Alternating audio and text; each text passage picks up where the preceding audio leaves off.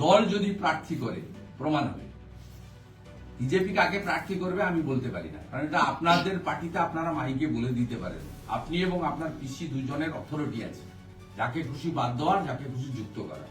বিজেপির কারোর অথরিটি নেই, সে বলতে পারে সে কোন সিটে দাঁড়াবে। কিন্তু পার্টি যদি আমাকে জিজ্ঞেস করে যে আপনি বিধানসভা ভোটে দাঁড়াবেন কিনা, আমি সেক্ষেত্রে বলবো পার্টি যা সিদ্ধান্ত নেবে তাই।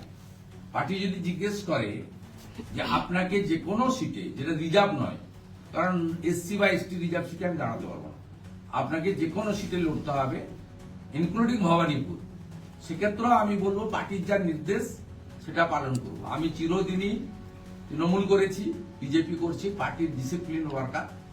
পার্টির ভিতরের কোনো কথা বাইরে বলি না, পার্টির কোনো সহকর্মী সম্পর্কে বাইরে মন্তব্য করি না। এটা আমার প্রিন্সিপালের মধ্যে পড়ে, আমি এই নীতিতে বিশ্বাস করি, আমি এই শৃঙ্খলা মানি।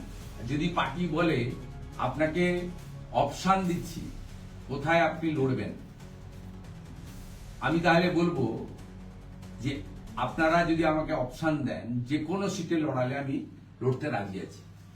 এবং সেক্ষেত্রে পার্টি যদি আমাকে ভবানীপুরে লড়তে বলে তাতেও রাজি আছি, নন্দীগ্রামে লড়তে বললে তাতেও রাজি আছি, না লড়তে বললেও রাজি আছি, প্রচার করতে রাজি আছি।